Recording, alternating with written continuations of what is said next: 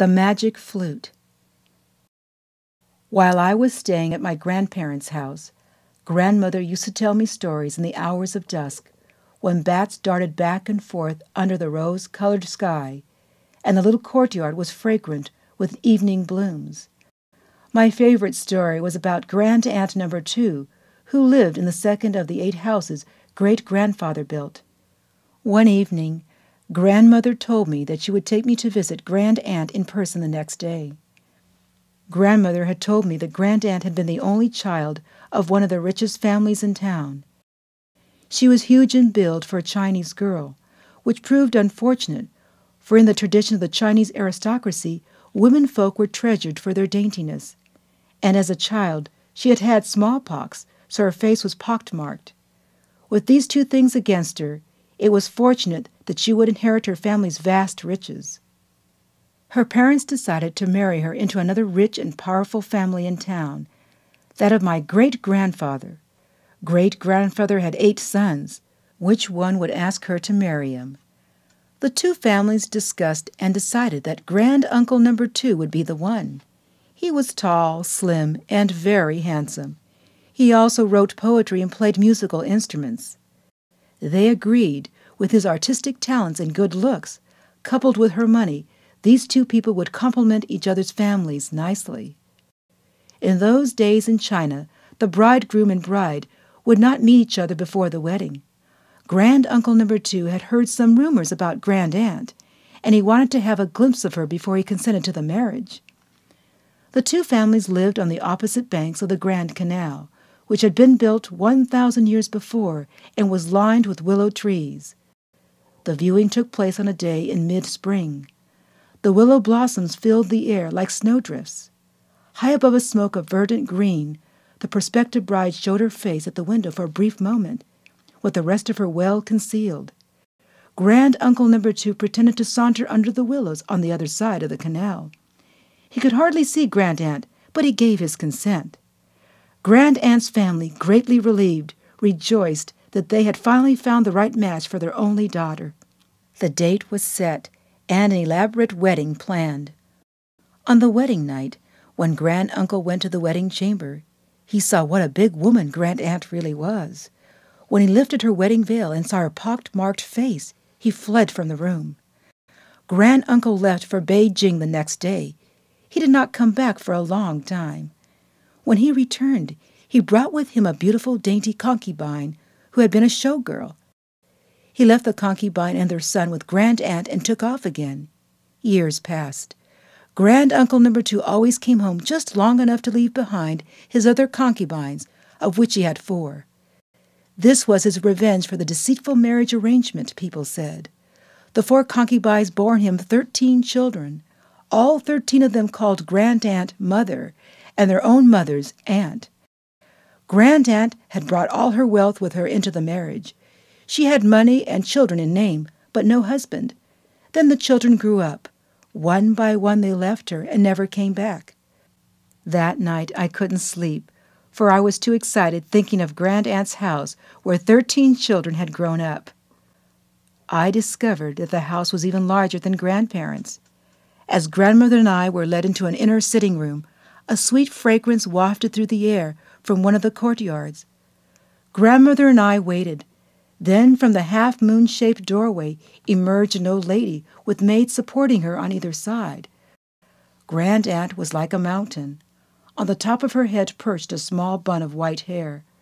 Her face was colorless, and loose folds of pock-marked skin hung from her cheeks. She inched toward us.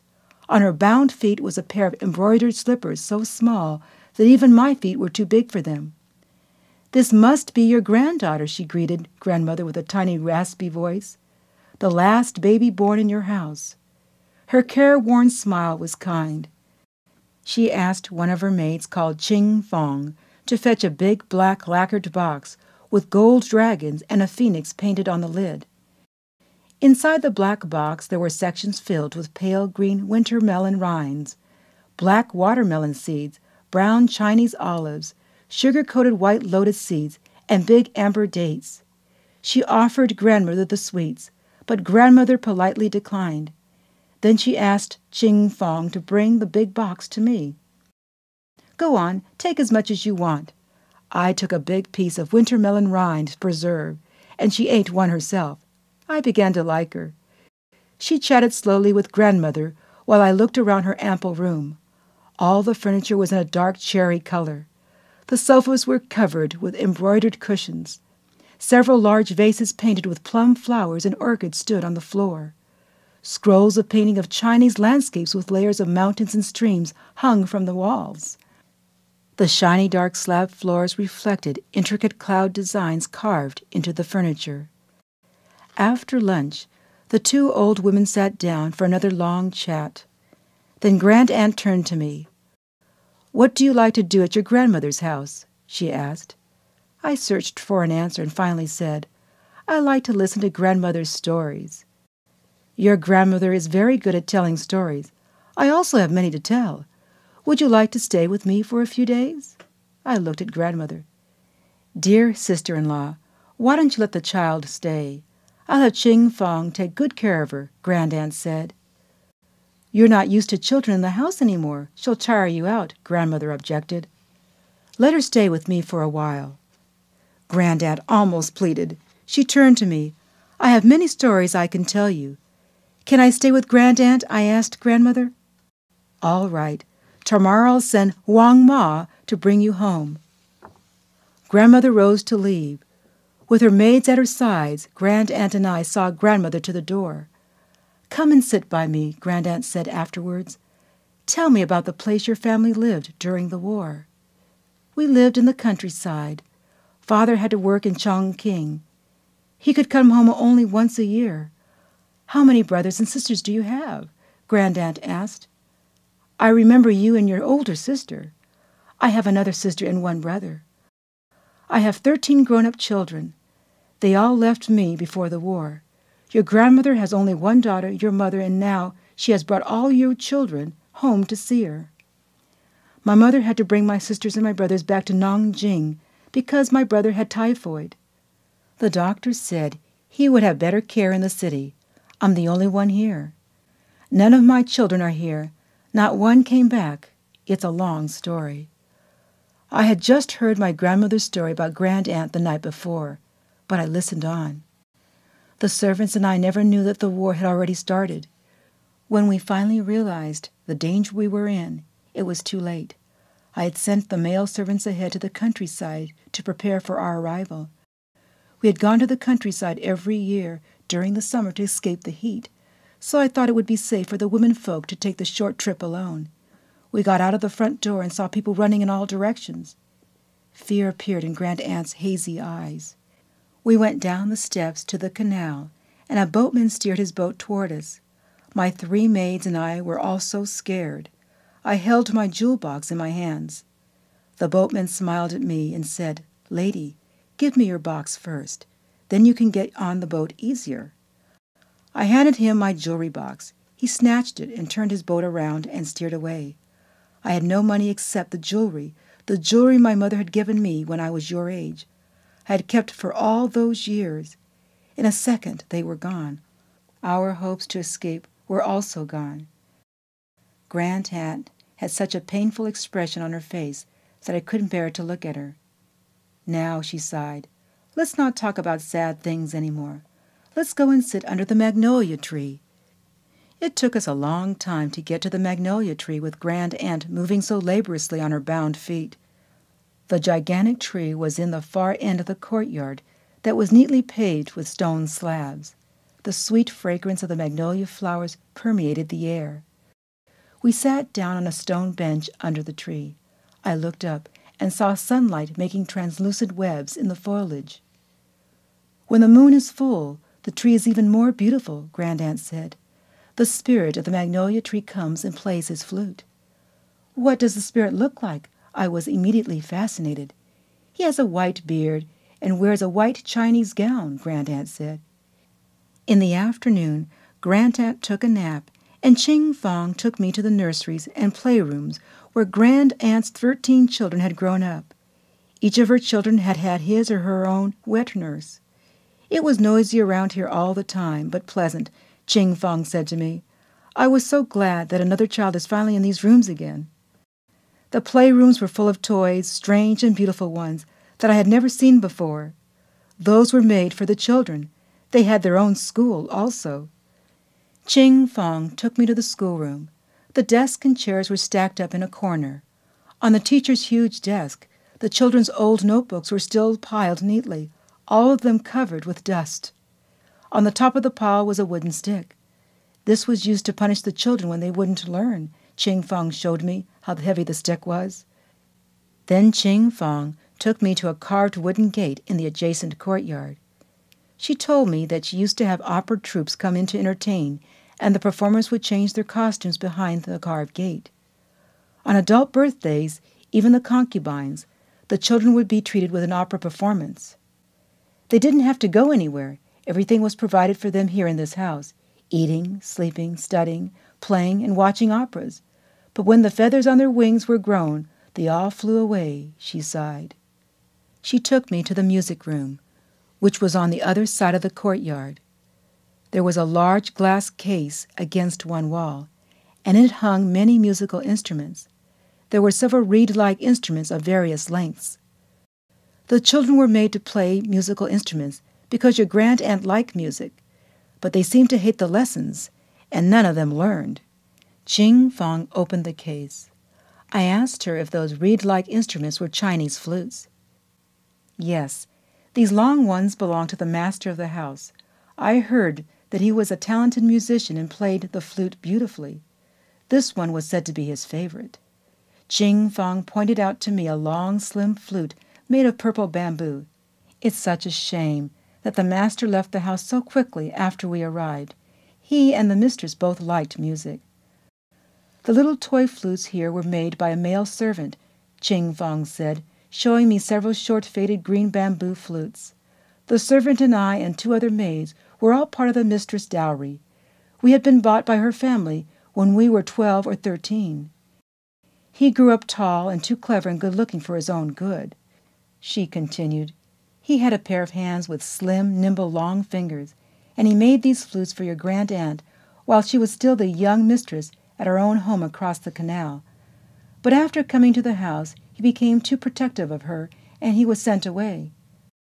Where did he go? I asked. Nobody knows, Ching Fong said. Can I try one of these flutes? I asked. Yes, Ching Fong said. I picked up the beautiful dark purple one. Be careful with it. It's the most expensive one. I held the flute in my hand. It was smooth to the touch. I blew air into it, but there was no sound. And then, like magic, a muted, eerie sound came out. We had an early dinner of fancy but mushy dishes, because Grand-Aunt's teeth had gone bad, and she could not chew. Afterwards, Grand-Aunt was tired, and she asked the maids to fix a bed for me in her big chamber. Ching Fong brought in a foot basin filled with hot water. She put a few drops of mint oil in it, and the vapor smelled like wet spring. She rolled down Grand-Aunt's long stockings and started to unwrap Grand-Aunt's bound feet. Long strips of cloth started to pile beside the basin. Gradually, Grand-Aunt's feet appeared. They looked like white withered roots. 3 toes on each foot were bent under the sole, and they gave off a smell of decay. As Ching Fong submerged Grand-Aunt's feet into the hot water, a look of comfort appeared on Grand-Aunt's face. Ching Fong washed each withered root foot slowly and carefully, and then gently patted them dry. As Grand-Aunt quietly sighed, Ching Fong massaged the bent toes and shook some mint-scented powder on them. She started to rewrap Grand-Aunt's feet in new, yard-long white strips of cloth. Grand-Aunt cried, "Tighter, tighter!" "Grand-Aunt, why do you want them wrapped so tightly?" I asked. "They have to be wrapped snug all the time," Grand-Aunt said. "Otherwise, they'll hurt." I haven't walked so much like I did today for a long time. Nowadays, girls are lucky because no one laughs at their big feet. When I grew up, a girl from a good family had to have her feet bound. Otherwise, no family would take her as a daughter-in-law. I already had my feet bound when I was your age. "Did it hurt?" I asked. The first few days they hurt badly, especially at night. I thought I was going to die. Grandaunt's brow furrowed in remembrance. Ching Fong brought a water pipe, and Grandaunt started to smoke. Her eyebrows relaxed as she blew in and out. The water gurgled in the pipe, making a soothing sound in the twilight. Grandaunt went to bed soon afterwards, and I heard her turning heavily. After a while, she started to snore. It sounded like soft sighing. The chamber was dark. Then I saw the moon rising against the window pane. It was a full moon. A night breeze blew the shadows of the bamboo outside into exquisite patterns on the window pane. I lay in bed and listened as Grandaunt's snoring began to recede. Suddenly I heard music, the muted, eerie sound of a flute. It drifted in and out of the room like the night breeze. I got up and crept outside, trying to follow it. I tiptoed through the rooms and into the courtyard. There, under the magnolia tree, was the tree spirit. He was sitting on the bench, his back towards me. His white gown shimmered in the moonlight, and he was playing a dark purple flute.